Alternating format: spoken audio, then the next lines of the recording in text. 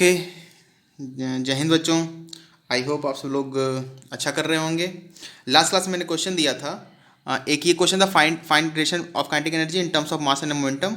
And first and other one question was which of the following ratios express pressure. Okay, I hope आप सब लोगों ने इसका answer find out कर लिया होगा। बहुत कुछ कुछ स्टूडेंट्स ने कमेंट में भी किया था। अच्छा, अगली बार मैं चाहता हूँ अगर मैं कोई भी क्वेश्चन देता हूँ तो आप सब लोग कमेंट में उसका आंसर दें। आपका आंसर जो भी आता है मैं सब पे रिप्लाई करूँगा, कोशिश करूँगा सब पे रिप्लाई कर सकूँ और बता सकूँ सब आंसर सही या नहीं। इसमें आंसर दो तीन लोगों ने मुझे दिया था और दो मतलब सही था। फोर्स अपॉन एरिया, ये तो आप जानते ही एक प्रेशर होता है, फोर्स अपॉन एरिया, तो ऑब्वियसली ये सही है। और इसका एक और आंसर सही है जो कि है energy upon volume. Okay, let's find आउट करते हैं कौन सा सही है, सॉल्व करते हैं यहीं पर। Okay, force upon area. Force जैसा कि आपको पता है, फोर्स का डायमेंशन, चूंकि प्रेशर का डायमेंशन में पता है, प्रेशर का डायमेंशन होता है M L square. Okay, let me turn up your page. Pressure होता है M L to the power -1 T to the power -2। Now force, इसको फाइंड आउट करते हैं। फोर्स का होता है mass into acceleration, that is M. Acceleration का होगा L T -2 upon area, area will be L square. Now अगर तो ये एल और ये एल कैंसिल और ये ऊपर जाएगा तो होगा ये M L to the power -1 T to the power -2 जो कि होता है फोर्स का। Okay, energy upon volume, energy का होता है M L square T to the power -2 upon volume will be L cube. I hope आपको ये और ये कैंसिल होगा, फिर ये ऊपर जाएगा तो होगा M L to the power -1 T to the power -2। आपको जैसा दिख रहा है कि दोनों ही डायमेंशनली सेम है, तो मतलब ये रेशियो भी हमारा प्रेशर को एक्सप्रेस करता है। अब देखते हैं energy upon area. Energy will be M L square, ऊपर लिखा है, T to the power -2 upon area, area is L square.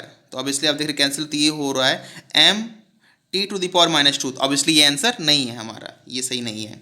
Force upon volume, ये भी देखते हैं, M L T to the power -2 upon volume is L cube.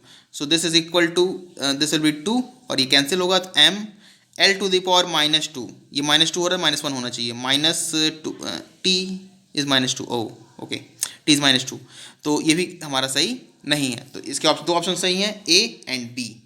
Okay, I hope आप लोग का मतलब सब लोग का आंसर आया होगा। Okay, now let's see this question. In this question we need to find out basically kinetic energy. अच्छा, काइनेटिक एनर्जी को आप के से नहीं, ई से भी लिखते हैं तो भी ठीक है, कोई प्रॉब्लम नहीं। Kinetic energy as a function of mass and momentum. Mass is representing by m and momentum is representing by p.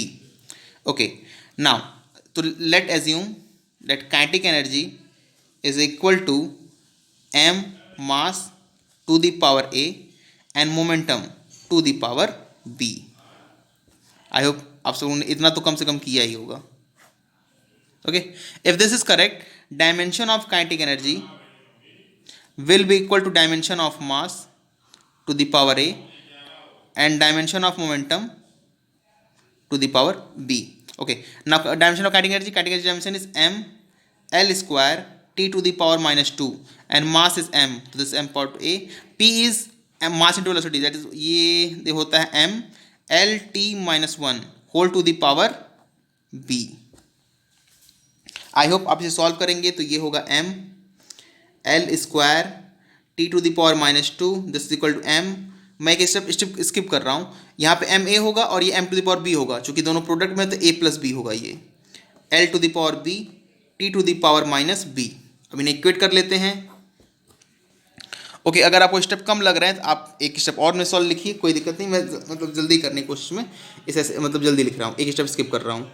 Okay, अगर आप m को इक्वेट करें तो आप पाएंगे a plus b is equal to 1, m को b को l को इक्वेट करें तो आप पाएंगे b इज इक्वल टू 2। अगर आप t को इक्वेट करें तो भी आप पाएंगे b equal to minus B equal to -2, this b equal to 2। अच्छा, b अगर 2 है और a प्लस बी 1 है तो यहाँ से a क्या आएगा, 1 - 2 that is -1। So kinetic energy will be equal to m p square। अच्छा कुछ लोगों ने कांस्टेंट भी लिया था। Okay, let me take constant, that is k constant है तो यहाँ ये 1 हो जाएगा। Okay, let's solve the same. तो this is k p square by m। और हाँ, हालांकि के जो होता है आपको पता होगा ये हाफ होता है, p²/2m होता है फॉर्मूला एक्चुअली काइनेटिक एनर्जी का। ओके, आई होप आप सभी लोग का ये आंसर आया होगा। Again let me solve one more question. So let solve one more question. Question is establish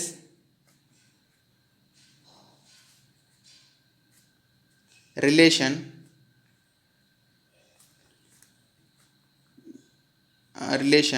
of energy in terms of mass of an object and velocity of that object. Sorry, this is not a velocity of light, that is c. So I question आपको clear होगा। हमें क्या find करना है, एक relation find करना है energy in terms of mass and velocity of light. That means we need to find out energy as a function of mass and c, where m is mass, c is speed of light, okay, speed of light, and e is energy. Okay, अगर आप में से कोई कहता है कि sir सी तो constant होता है, ऑब्वियसली कांस्टेंट होता है, पर ये कोई रेशियो नहीं है। सी कांस्टेंट होता है ये सही बात है, लेकिन ये रेशियो नहीं है। मैंने कहा था ना रेशियो और कांस्टेंट, ये रेशियो नहीं है। सी एक कांस्टेंट है जिसके पास यूनिट्स हैं। हर एक कांस्टेंट यूनिटलेस नहीं होते हैं। जैसे कि कैपिटल जी हुआ, कैपिटल जी यूनिवर्सल कांस्टेंट है लेकिन उसके पास यूनिट है। इस आर हुआ, गैस कांस्टेंट हुआ, बोल्ट्जमैन कांस्टेंट हुआ, 1/4 एप्सिलॉन नॉट मतलब परमिटिविटी हुई। तो ये सारे कांस्टेंट है, पर इनके पास यूनिट होती हैं। तो सारे कांस्टेंट मतलब के पास जरूरी नहीं कि यूनिट ना हो। तो सी कांस्टेंट है बट इट हैज़ यूनिट। अब इसलिए speed of light in vacuum है या इन फ्री स्पेस है। Okay, now let's assume that energy is equal, ये क्वेश्चन का हिस्सा था, मैंने लिख दिया। ये नीड टू फाइंड आउट करना है। Energy is equal to some constant K, mass to the power a and well c to the power b, speed of light to the power b. If this is correct, dimension of energy will be equal to k will be 1, dimension of mass to the power a and dimension of c to the power b. Dimension of energy, energy dimension होता है m l square t to the power -2 equal to, ये mass का होता है m to the power a और c का होगा, ये स्पीड है, तो this will be equal to LT-1, तो LT-1 raised to the power b.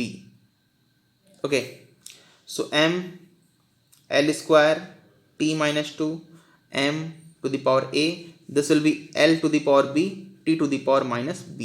Okay, अगर आप इसको इक्वेट करें यहाँ पे, तो m को करेंगे तो a इक्वल टू 1 आएगा, m को करेंगे तो a इक्वल टू 1 आएगा, b को करेंगे सॉरी l को करेंगे तो b इज इक्वल टू 2 होगा, और अगर t को करेंगे तो भी b इक्वल टू 2 आएगा। तो same, so I can say relation will be equal E is equal to k m c square. Obviously this a famous relationship, exactly ये होता है।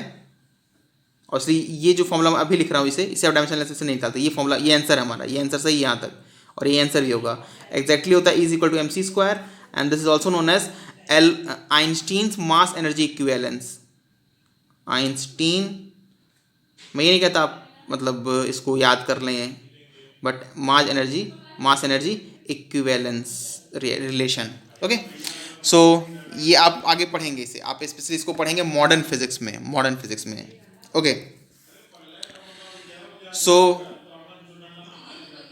दिस इज द, तो बस मेरे सबसे क्वेश्चन आपके सफिशिएंट हैं इसमें। अगर आप कोई चाहता है कि मैं पर्टिकुलर किसी क्वेश्चन को सॉल्व करूं या किसी पर्टिकुलर बुक के क्वेश्चन सॉल्व करूं, तो आप मुझे कमेंट में बता दीजिएगा, मैं उस क्वेश्चन को ले लूँगा, उस सॉल्व कर लेंगे। Okay, let's come to the new topic. Next topic is elementary mathematics. लेकिन एलिमेंट्री मैथमेटिक्स जाने से पहले मैं एक क्वेश्चन और देता हूँ और कुछ बातें बताता हूँ आपको। क्वेश्चन इज, क्वेश्चन इससे जुड़ा है, जो हमने सुपर सॉल्व किया है लगभग वैसा ही है। Find the dimension of x and a, sorry, x and a in below relation. Relation is given as f is equal to x m e to the power minus a e to the power minus a by t. This is a relation where f is force and m is mass. Okay, all of try this question. मैं इसको अगले video में discuss करूंगा. आप लोग अपना answer मुझे comment में बता दीजिएगा. नेक्स्ट टॉपिक डिस्कस करते हैं. Next topic is elementary mathematics. Elementary mathematics. Elementary mathematics कोई खास तौर पर एज सच चैप्टर नहीं है. सॉरी, एलिमेंट्री मैथमेटिक्स ये खास तौर पे कोई खास मतलब अलग से चैप्टर नहीं है इस पूर्ण मतलब 11th क्लास के सिलेबस का. लेकिन ये आपके बहुत सारी बुक में इंक्लूड किया गया. इवन एनसीईआरटी में भी इंक्लूडेड है. उसमें शायद ये नाम नहीं है, कोई और I think maths in terms of physics ऐसे कुछ कोई नाम है. तो ये चैप्टर बहुत इंपॉर्टेंट है. जैसे मैंने शायद पहले भी कहा होगा कि अगर आपको फिजिक्स पढ़ना है तो आपको मैथ की बेसिक नॉलेज होनी ज़रूरी है. फिर से वही अगर क्वेश्चन आता है कि बायो वालों के लिए कैसे, तो बायो वालों के लिए ये चैप्टर बहुत इंपॉर्टेंट है, मैं बता दूं. और आपको ये चैप्टर एकदम अच्छे तरीके से आना चाहिए, तो भी आपको आगे की फिजिक्स में प्रॉब्लम नहीं होगी. नहीं तो हर एक पॉइंट पर, हर एक टर्न पर आपको कोई ना कोई चीज़ें ज़रूर होंगी जो प्रॉब्लम करती रहेंगी. इस चैप्टर में हम मेरी समझ से शायद 5 से 6 टॉपिक्स पढ़ेंगे. ये कोई लेकिन ये कोई खास चैप्टर नहीं है. अच्छा, इस चैप्टर को मैं आपको एरर के बाद ही पढ़ा सकता. और यूनिट एंड डायमेंशन भी खत्म नहीं हुआ है, उससे कुछ और पार्ट है. यूनिट एंड डायमेंशन के अभी आगे मैं आपको बताऊंगा. Error, significant figure, order of magnitude and various problems on error. Errors भी एक अच्छा खासा टॉपिक है. उसके बाद एरर के बाद मैं आपको बताऊंगा वेक्टर. तो ये टॉपिक जो है इसका यूज़ आगे आता रहेगा, इसीलिए. अच्छा, ये टॉपिक मैं आपको इससे पहले ही बता सकता था, ठीक है. मैं इसको बीच में बता रहा हूँ खास तौर पे, क्योंकि ये एनसीईआरटी में भी एक चैप्टर के बाद ही, इंट्रोडक्शन के बाद ही इंक्लूड किया गया है. ओके, तो आई होप आपको यहाँ तक कोई प्रॉब्लम नहीं होगी, चूँकि पावर इक्वेट करना और छोटे छोटे प्रॉब्लम्स करना आपको आता ही होगा. इस टॉपिक में आप पढ़ेंगे सबसे पहले क्वाड्रेटिक इक्वेशन. क्वाड्रेटिक इक्वेशन आई होप आप सभी लोग को पता होगा बेसिक चीज़ें. यहाँ तक कि क्लास शायद आई थिंक सीबीएसई बोर्ड में शिथिराचार मेथड 10th में है. हाँ, शिथिराचार मेथड आई थिंक 10th में है. और इसमें भी मैं वही चीज़ें बताऊँगा जो आपने पढ़ रखी हैं. हो सकता है मैं 1-2 चीज़ें आपको नहीं बताऊँ, कैसे सॉल्व करना है, ईजिली कैसे सॉल्व करना है क्वाड्रेटिक इक्वेशन में. इसके बाद आप पढ़ेंगे क्वाड्रेटिक इक्वेशन के बाद बाइनोमियल थ्योरम. ये आपके लिए थोड़ा नया है. बाइनोमियल थ्योरम किसी एक एक्सपेंशन को, like a plus b whole to the power, a plus B का होल स्क्वायर, तो आपको पता होगा a square plus 2ab plus B square. लेकिन a plus b whole cube करें तो आपको मल्टीप्लाई करना पड़ता है. कुछ लोगों को याद होगा a cube plus b cube plus 3ab in bracket a plus b. उसके आगे जाते a plus b whole to the power 4, तो शायद मल्टीप्लाई करना पड़ेगा. a plus b whole to the power 5 या a plus b whole to the power 10, तो ये बहुत लंबा हो जाएगा. तो उसको निकालने के लिए एक फॉर्मूला है इस चैप्टर में. बेसिकली एक ही फॉर्मूला है पूरे बाइनोमियल थ्योरम में, और आपको वो पढ़ना है. इसका यूज़ हम करेंगे एरर में खास तौर पर. मतलब चूंकि यूज़ तो आगे भी होगा, लेकिन जो सबसे जल्दी हम यूज़ करेंगे इसका वो है binomial theorem. Next one is exponential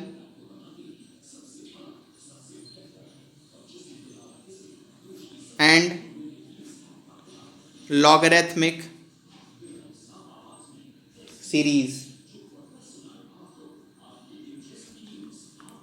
इसमें मैं बताऊँ सीरीज साइन एक्स की, कॉस एक्स की, टेन एक्स की, E to power X, ln X. तो ऐसे कुछ सीरीज़ है. मतलब अगर कभी आपको प्रॉब्लम होती है या आप उसको सब सीरीज़ किसी चीज़ को आपको मतलब फैक्टर से डिवाइड करना है और आपको प्रॉब्लम हो रही है, साइन एक्स वाई वाली एक्स लिखा है, तो आप उसको एक सीरीज़ में लिख सकते हैं. तो नॉर्मली ये पुट बहुत यूज़फुल होता है जब आपको कोई एक वैल्यू या पर्टिकुलर डाटा पुट करना, मतलब किसी जनरल किसी एग्जैक्ट पॉइंट पे आपको वैल्यू निकालनी किसी फंक्शन की. Okay, next one is trigonometry ratio. Trigonometric ratio, sine cos tan, cot sec cosec, उसके बारे में. और कुछ मतलब ऐसी चीज़ें जैसे कि साइन ए प्लस बी का formula, cos A plus B का फॉर्मूला, टेन ए प्लस बी का formula, sign A minus B का formula, sign A cos B का फॉर्मूला, मतलब और सारे रिलेशन आप पढ़ेंगे इसमें। Trigonometry. Next one is differentiation, ये आपके लिए पूरी तरह नया है, differentiation. And last one is integration.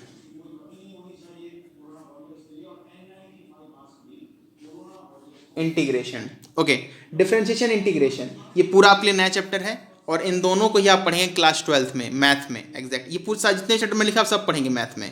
क्वाड्रिकेशन पढ़ेंगे, बाइनोमियल पढ़ेंगे, सीरीज भी पढ़ेंगे, ट्रिग्नोमेट्री रेशियो पढ़ेंगे, डिफरेंशियल इंटीग्रेशन भी पढ़ेंगे। लेकिन हमें इसका यूज़ अभी करना है और मतलब इसी अगले 2-3 चैप्टर में इसका यूज़ होना शुरू हो जाएगा। तो उसके लिए मैं आपको एक ओवरव्यू दूंगा। मैं कोई आपको पूरा चैप्टर या पूरा डीप में नहीं बताने जा रहा हूँ। मैं आपको कुछ फॉर्मूले दूंगा जो आपको समझने होंगे। अगर ज़रूरत पड़ी तो आप रट भी सकते हैं या हर बार आपको पेज पलटना होगा वो फॉर्मूले देखने के लिए। तो इनका यूज़ जो है वो हम फिज़िक्स में अगले चैप्टर से होना शुरू हो जाएगा, इसलिए बहुत इंपॉर्टेंट है। इनके बगैर आप फिज़िक्स को to the depth, to the competition point of view आप उतना सॉल्व नहीं कर सकते। मतलब अगर मैं कहूँ कि अगर आपको बिना डिफरेंशिएशन ना पता हो और इंटीग्रेशन ना पता हो तो आप बहुत सारे ऐसे क्वेश्चन को सॉल्व नहीं कर सकते हैं। जैसे कि मान लेते हैं, अगर आप ग्रेविटेशन की बात करें, ग्रेविटेशन आपने पढ़ा हुआ थोड़ा सा, तो उसमें अगर आप ध्यान दें तो वो सिर्फ पॉइंट मास के लिए वैलिड था। अगर पॉइंट मास के लिए कोई एक मतलब ऐसा मास हो जो पॉइंट ना हो, जो एक बॉडली मास हो, तो उसके लिए को वैलिड नहीं है। उसके लिए आपके पास एक ही चारा बचता है, उसको डिफरेंशिएट करके उसको इंटीग्रेट करना, पॉइंट मास एज्यूम करना, एक सिंपल एलिमेंट, और फिर उसको इंटीग्रेट करना। एक मतलब एक बहुत ही ज़्यादा फिक्स पैटर्न पे एक टाइप ऑफ क्वेश्चन होता है जो कि स्टूडेंट्स को बहुत परेशान करता है। इवन आपके एनसीईआरटी में भी जो अच्छे क्वेश्चंस होंगे वो डिफरेंशियल इंटीग्रेशन पे ही फिजिक्स में बेस्ड होंगे। और बायो और मैथ दोनों स्ट्रीम के लिए एनसीईआरटी की सेम बुक चलती है। तो इसलिए मैं कहूँगा कि ये जो आपके चैप्टर्स है बहुत इंपॉर्टेंट है, रियली इंपॉर्टेंट है। ये आपको ऐसे पढ़ने में भले ना लगे, लेकिन जब आप इनका यूज़ देखेंगे, जैसे कि आप पीछे देखें तो मैंने जो इसको एज्यूम किया है और यहाँ तक ये पुट किया है डायमेंशन, यहाँ तक फिजिक्स है, इसके बाद ये पूरा सॉल्व करने का पूरा मैथ है, एंड में हमने डाटा पुट कर दिया। तो ये अंतर है। तो फिजिक्स में मैथ हर पॉइंट पर आता रहेगा, इसीलिए आपको मैं एलिमेंट्री मैथमेटिक्स बताने जा रहा हूँ। अच्छा, एलिमेंट्री मैथमेटिक्स जैसे मैंने बताया कि सब में इंक्लूडेड है। मतलब कि अगर आप कोई बुक देखें, एच.सी. वर्मा देखें, एनसीईआरटी देखें, नगीन प्रकाशन की बुक देख लें और भी सारी बुक देख लें, तो आपको मतलब ये पार्ट ज़रूर मिलेगा। Okay, now let's begin it with the first topic, that is quadratic equation.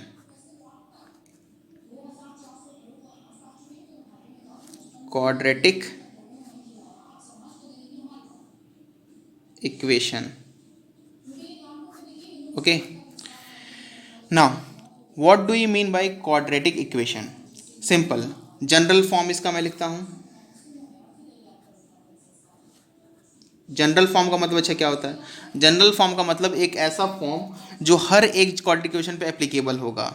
जैसे कि मैं लिखता हूँ ax²।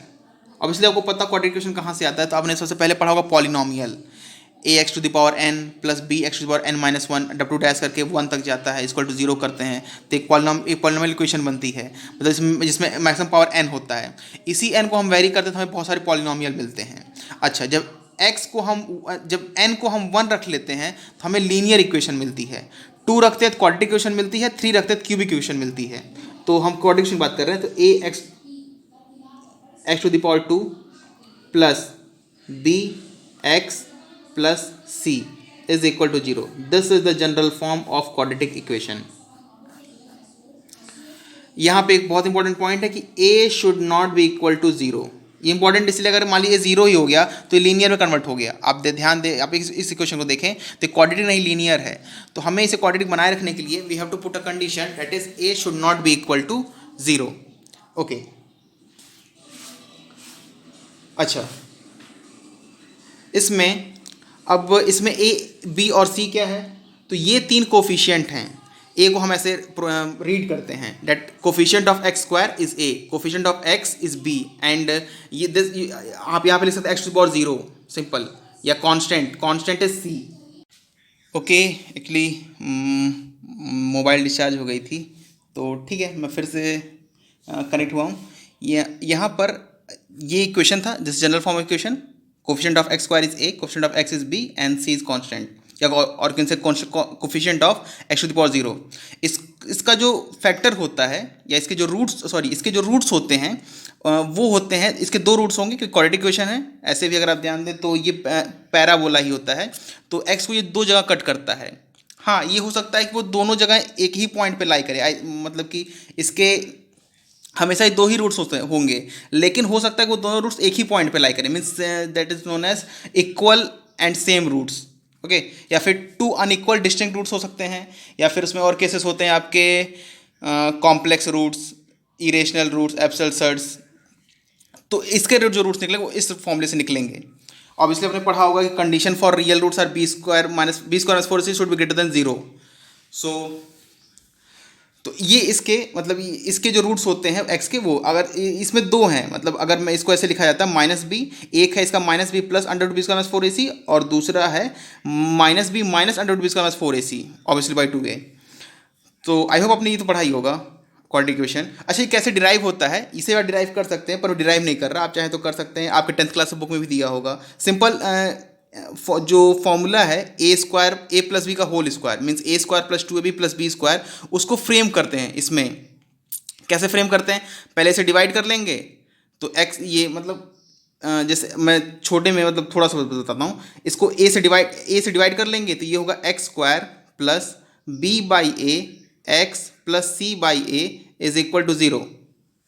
आई डोंट नो आपको ये विजिबल है या नहीं, बहुत छोटा लिख रहा हूँ। तो ए से डिवाइड करेंगे, फिर ये जो आप एक्स का कोफिशिएंट देख रहे हैं बी बाई ए, इसमें क्रिएट करेंगे 2 इंटू समथिंग। ओके, जबरदस्ती मतलब इसमें 2 क्रिएट करेंगे, तो 2 से मल्टीप्लाई करेंगे, 2 से डिवाइड करेंगे, और जो बचेगा एक्स का तो उसको फिर यहाँ पे स्क्वायर मतलब बनाते हैं और उस तरफ भी उसको ऐड करते हैं। बेसिकली फ्रेम करें फॉर्मूला बहुत टिपिकल नहीं है, लेकिन चूंकि इसका पार्ट नहीं है तो मैं कर नहीं रहा।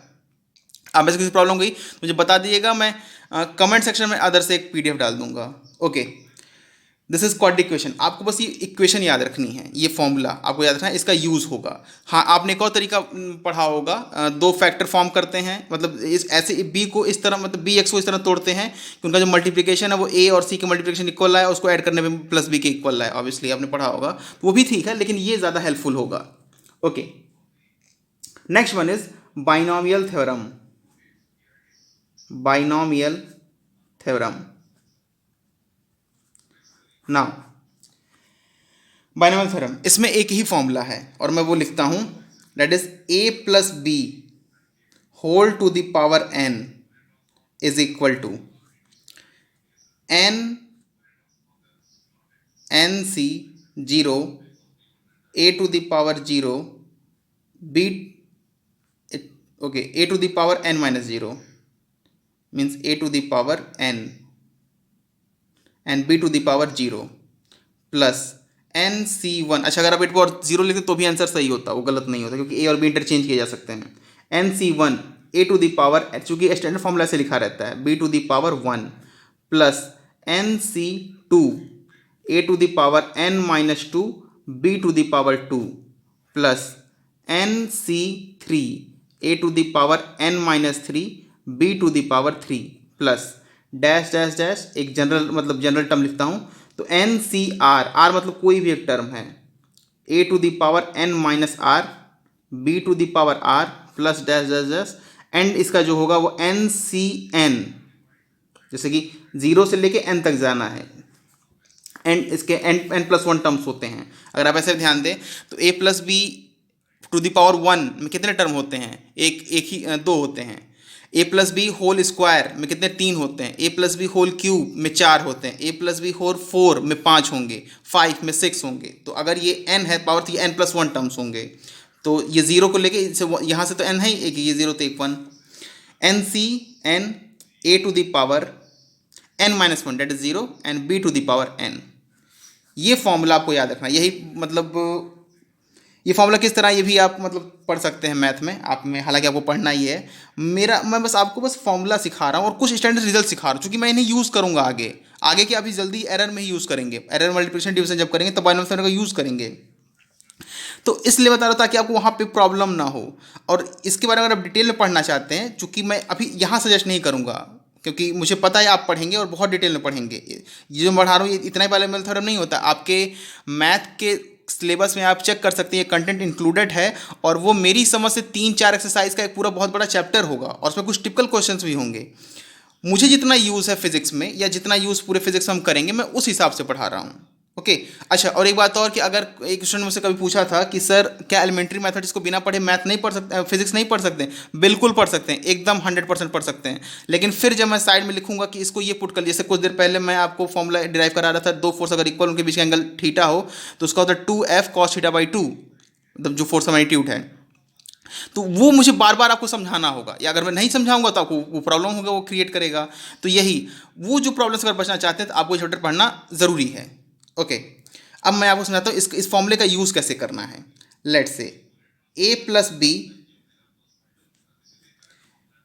बी, पहले n को लेते हैं 2, सिंपल। हालांकि आपको इसका आपको डेरिवेशन पता है, मुझे भी पता है, लेकिन फॉर्मूले से जाते हैं। तो सबसे पहले n क्या है हमारा, देखिए 2 है, आई थिंक आप कंपेयर कर पा रहे हैं, n 2 है।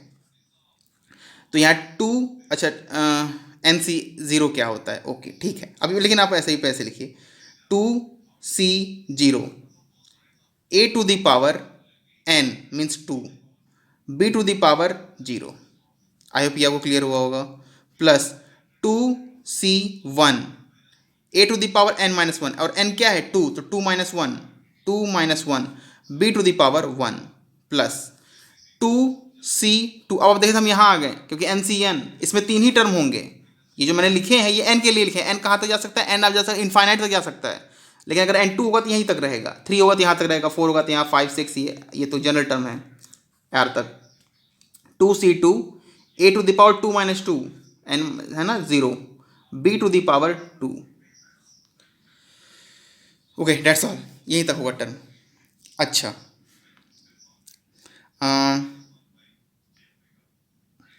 ओके मैं यहाँ बताता हूँ, नोट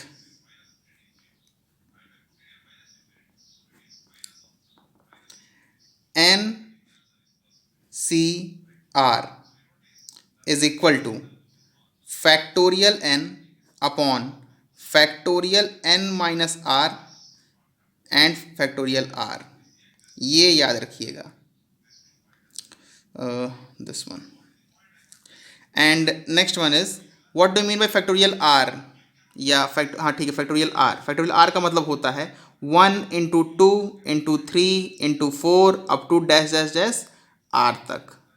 इसका मतलब फैक्टोरियल, अच्छा फैक्टोरियल, अच्छा ठीक है, फैक्टोरियल 0 जो है ये होता है 1, ये फिक्स एंड फाइन है। मैं इसको प्रूव भी कर सकता हूँ, चलिए एक शॉर्ट फॉर्म में प्रूव करते हैं।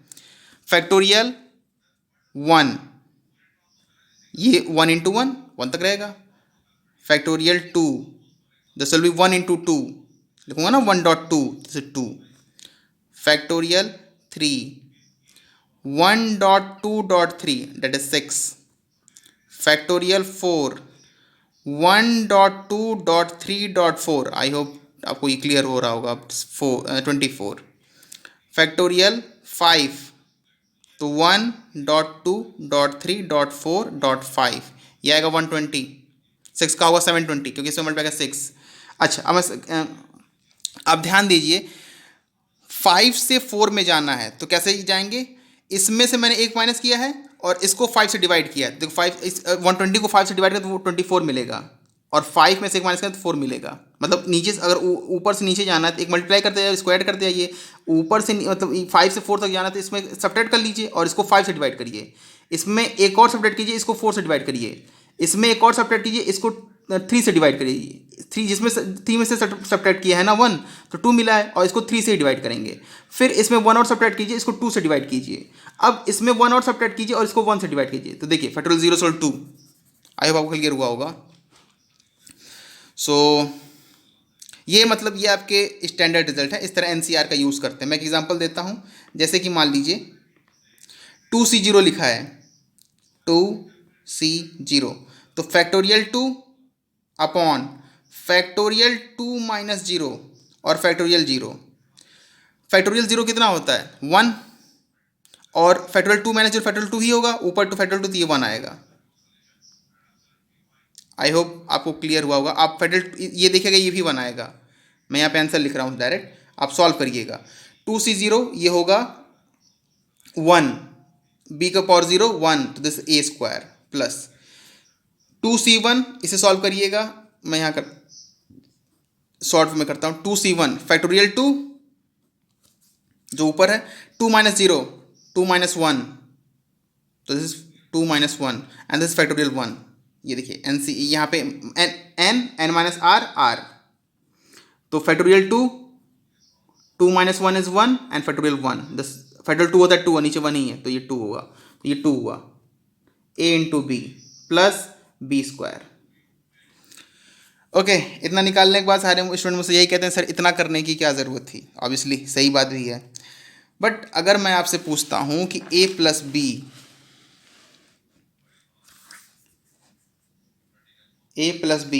होल टू द पावर 5 कितना होगा, तब आप घूम जाएंगे मल्टीप्लाई करते वक्त, क्योंकि इसका मल्टीप्लिकेशन थोड़ा मोड़ा नहीं होगा। आप क्यूब निकाल लेंगे और स्क्वायर दोनों मल्टीप्लाई करेंगे और आपको पता है कि शुरुआत में कितने टर्म्स आएंगे।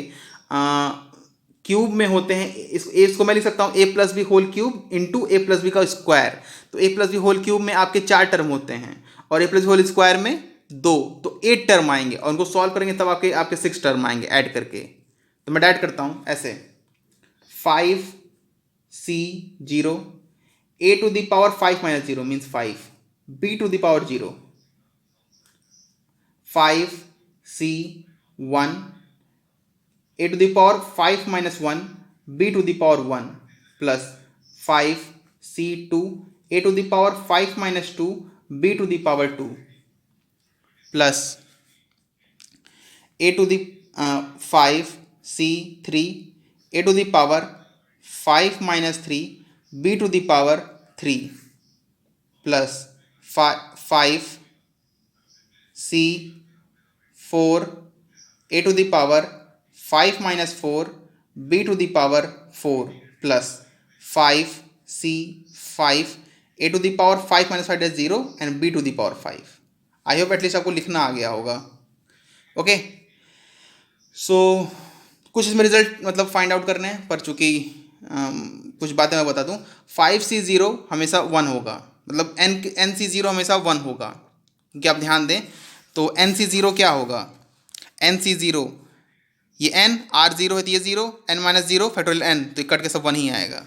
ओके इसी तरह अगर ncn है तो देखिए ऊपर n माइनस n 0 और यहाँ फैक्टोरियल r की जगह n मतलब ncn तो भी 1 ही आएगा।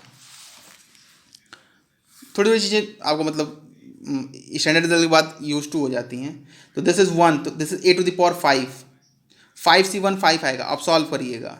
अगर आपको कोई प्रॉब्लम होती है तो आप मुझे कमेंट सेक्शन में बता दीजिएगा, मैं आपको मतलब नए वीडियो में अगले वीडियो में मैं आपको क्लियर कर दूंगा।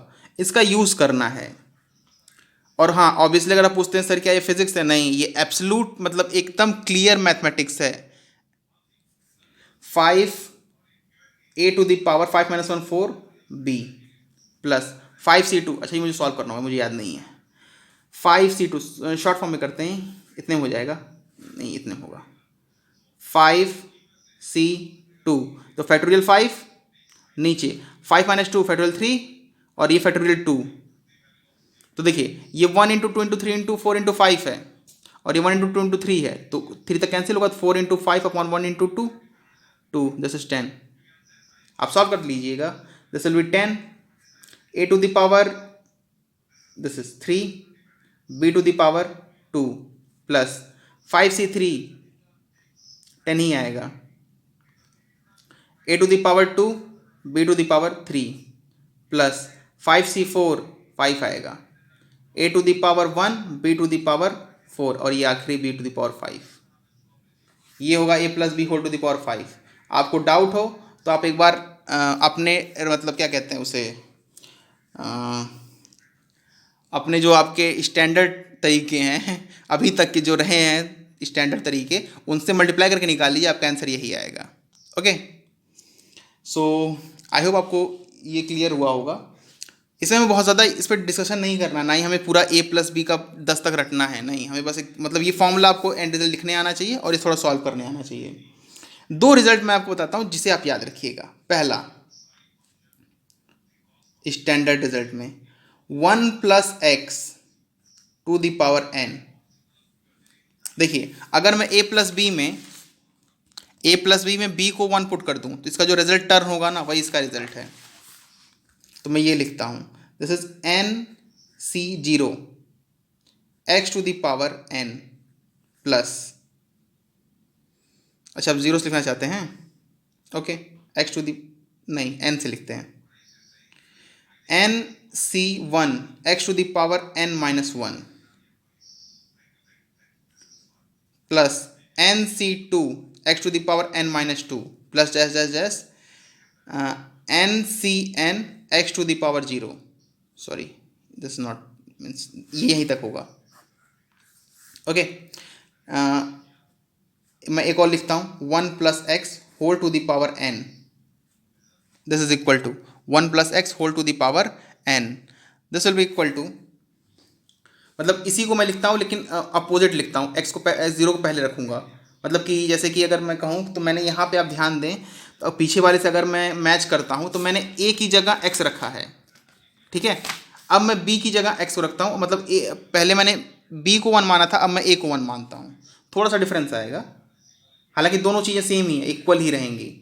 N C zero x to the power zero, n C one x to the power one, n C two x to the power two plus n C three x to the power three plus dash dash dash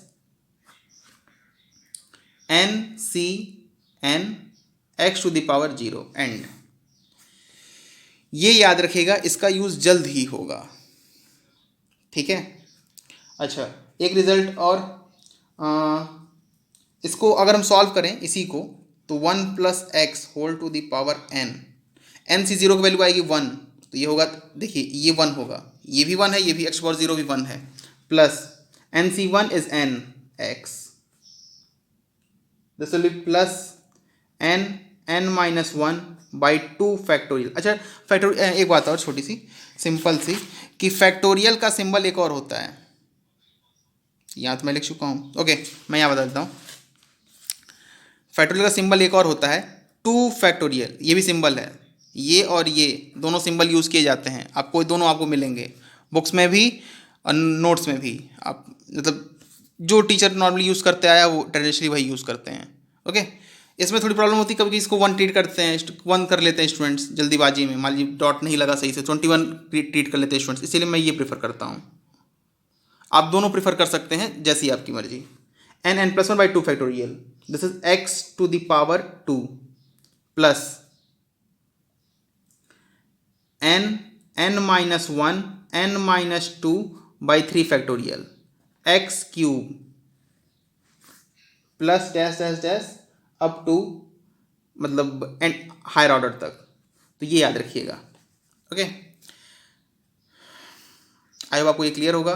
इसी तरह अगर मैं ऊपर x को minus x रख दूँ, 1 minus x to the power n, this will equal to, ये उससे भी ज़्यादा इंपॉर्टेंट है, मैं बता देता हूँ कहाँ यूज़ करेंगे। इसका यूज़ करेंगे डिवीज़न में, और या नहीं इसका यूज़ करेंगे डिवीज़न में, और इसका यूज़ करेंगे आई थिंक मल्टीप्लिकेशन में एरर के, ओके देखते हैं। इसका यूज़ तो डिवीजन में करेंगे तो कन्फर्म है, 1 माइनस एन एक्स, बस x को माइनस रखना है, तो देखिए ये माइनस होगा, ये माइनस होगा, जो ऑड ऑर्डर है वो माइनस हो जाएंगे, सिंपल, बाकी कोई चेंज नहीं होगा। N minus one 2 factorial x square minus n minus one n minus two 3 factorial x cube plus dash dash dash up to higher orders, okay. I hope आपको ये क्लियर हुआ होगा। नाउ लेट्स, आपको ये दोनों standard result याद रखने हैं।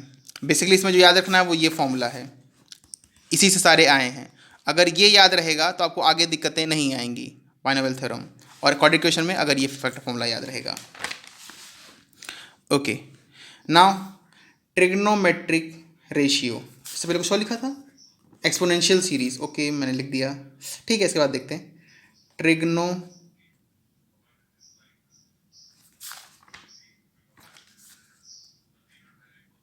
metric ratios and angles, no, trigonometric ratios. Okay, as you know famous trigonometry 8 ratios जो हैं सिंपल आपको पता होगा कि अगर कोई राइट एंगल ट्रायंगल है, so let's say this is theta.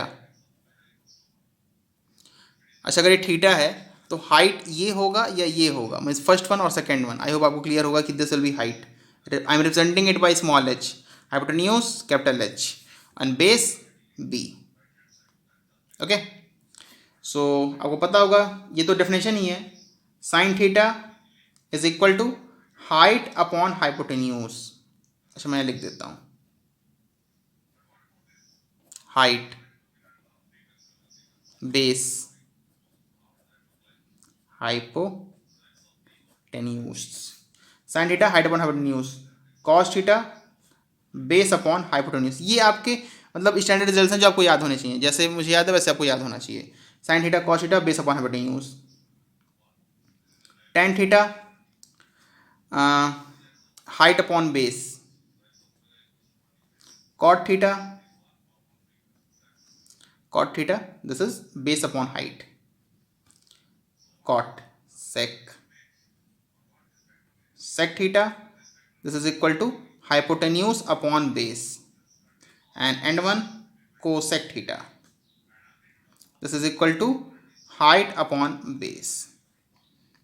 Okay, तो बाय डेफिनेशन ही आपको क्लियर होगा कि ये इसका इन्वर्स है, ये इसका इन्वर्स है, और जो ये है ये इसका इन्वर्स है, ये इसका इन्वर्स है, ये इसका इन्वर्स है।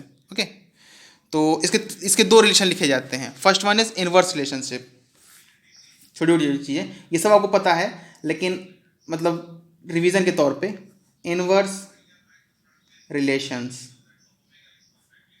ओके, दो रिलेशंस होते हैं, एक इनवर्स होता है, बेसिकली तीन होते हैं, लेकिन मैं सिर्फ दो लिख रहा हूँ क्योंकि तीसरे को मैं पहले में इंक्लूड कर दूंगा, इनवर्स और स्क्वायर। एक और होता है टैन होता है साइन बाई कॉस, तो वो ना इनवर्स में आता है ना स्क्वायर में आता है, पर वो भी एक रिलेशनशिप है, वो डिफरेंट है थोड़ा सा। Inverse relationship says that sine theta is equal to 1 by cosec theta, और vice versa sine theta cosec theta is equal to 1 by sine theta. Okay, next one is cos theta is equal to 1 by sec theta, and tan theta is equal to 1 by cot theta.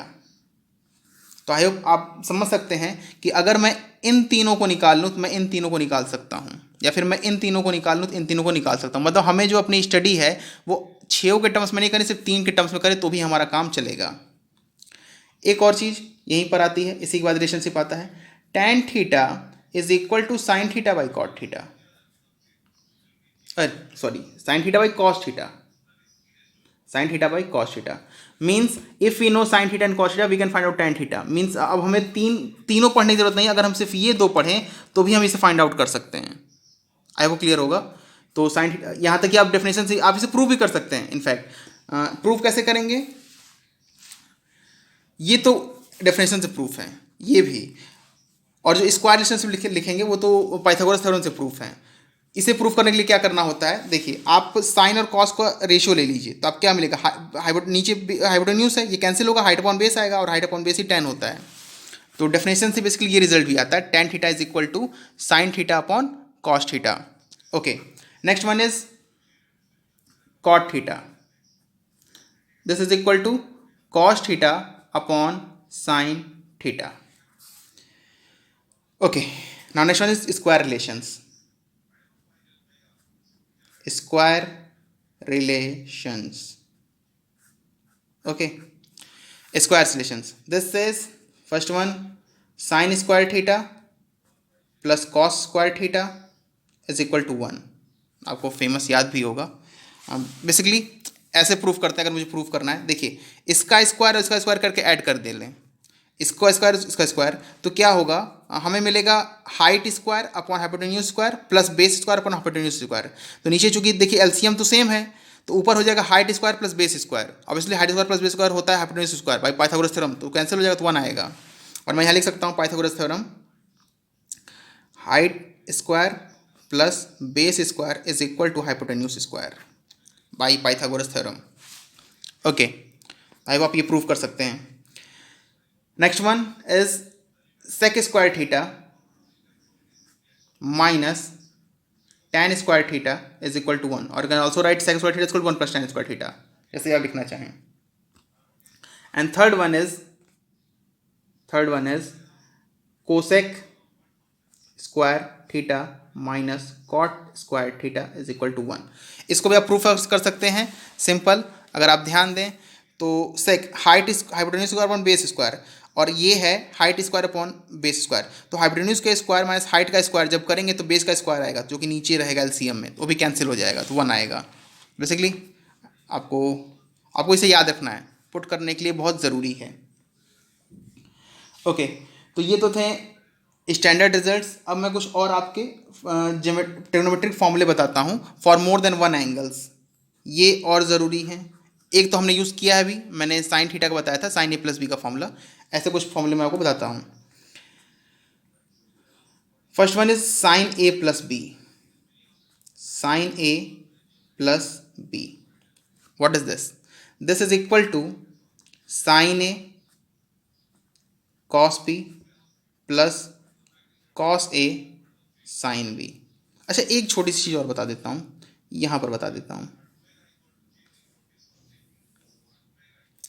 Date sine minus theta is equal to minus sine theta.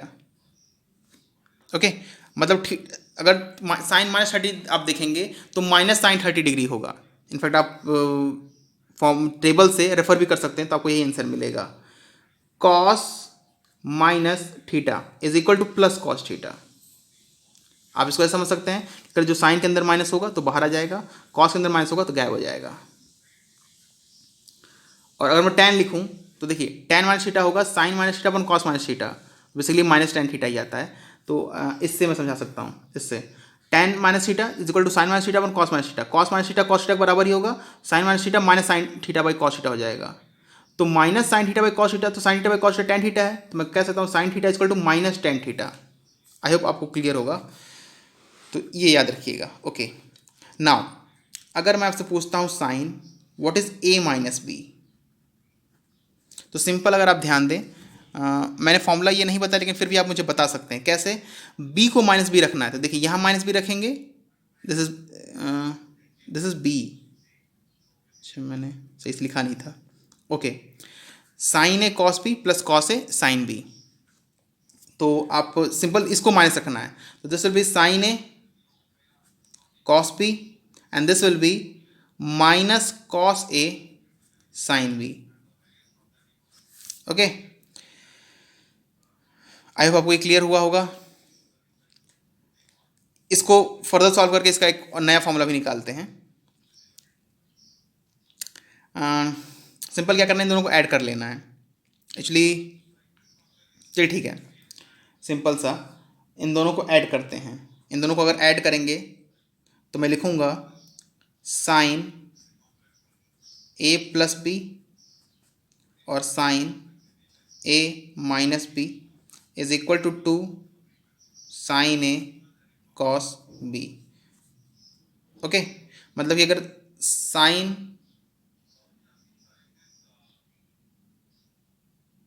मैंने add किया था ना, तो यहाँ पे plus sine होगा, this will be plus sine. तो 2 sine A cos B is equal to sine A plus B plus sine A minus B. मतलब कि अगर आपको प्रोडक्ट फॉर्म लिखा रहा हो तो आप उसे एडिशन के फॉर्म में लिख सकते हैं, और ये फॉर्मूला बहुत यूजफुल होगा आपके डिफरेंशिएशन और इंटीग्रेशन में, इसे याद रखिएगा। तो sine A plus B plus sine A minus B equal to 2 sine A cos B. In fact अगर ऐसे हो तो आप इसको ऐसे कन्वर्ट कर सकते हैं। आई होप आपको क्लियर होगा। एक और फॉर्मूला लिख सकता हूं मैं, sine A plus B minus sine A minus B, this will be equal to 2 cos A sine B. Okay, तो मतलब इसको मैं अंदर ले आ सकता हूँ। ओके ठीक है, मैं इसमें बहुत ज़्यादा रेफर नहीं करें तो आप फिर कंफ्यूज होंगे। मतलब इसको मैंने माइनस किया है, अगर आप ध्यान दें तो पहले मैंने इन दोनों को ऐड किया, फिर मैंने इसमें से इसे सब्ट्रैक्ट किया तो ये आया 2 cos A sin B। Okay, these are, ये दो फॉर्मूले हैं जिनसे ये आपका डिराइव हुआ है। नेक्स्ट वन इज cos से जुड़ा हुआ है, cos A plus B, this is equal to cos A cos B minus, ये ध्यान दीजिए cos A plus B minus होता है, साइन में नहीं होता है, साइन में माइनस में माइनस होता है, sin A sin B। Next one cos A minus B, this is equal to cos A cos B, simple में माइनस पुट करना है तो ये प्लस हो जाएगा, sin A sin B। Okay, so आप इसे फिर से ऐसे डिराइव करने की कोशिश करिएगा, इसे और सॉल्व करते हैं but in the next class. Okay, that's all for this one.